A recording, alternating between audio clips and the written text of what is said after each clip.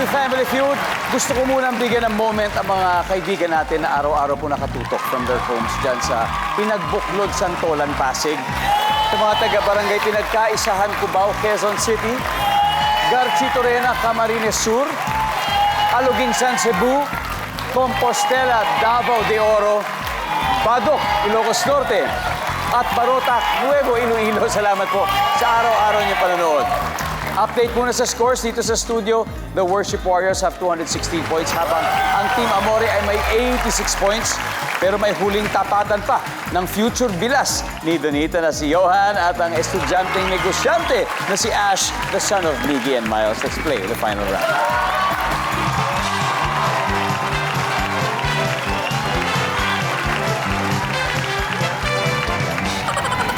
Good luck! Kamay sa mix. Times 3 ang value ng bawat samang sagot. Kaya good luck sa inyo. Top 4 answers on the board.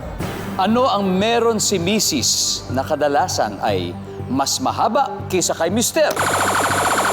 Johan. Ako ba? Oh, is it me? Johan. Mas mahaba kayo, Mr. Pasensya.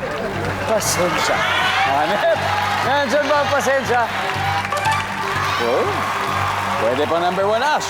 Anong meron si Mrs. na kadalasan ay mas mahaba kaysa kay Mr.? Dress. Dress. Damit. Nandiyan ba yan? Bestida. Yun! Pero mas mataas ang pasensya, Johan. Pass or play? Play. Okay, let's play the final round.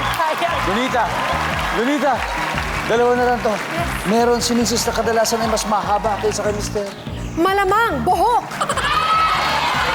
Buhok. Survey.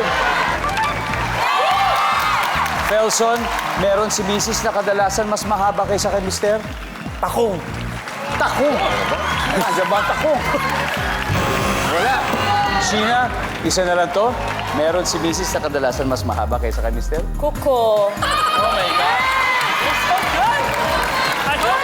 Kuko. Nandiyan po ba ang kuko?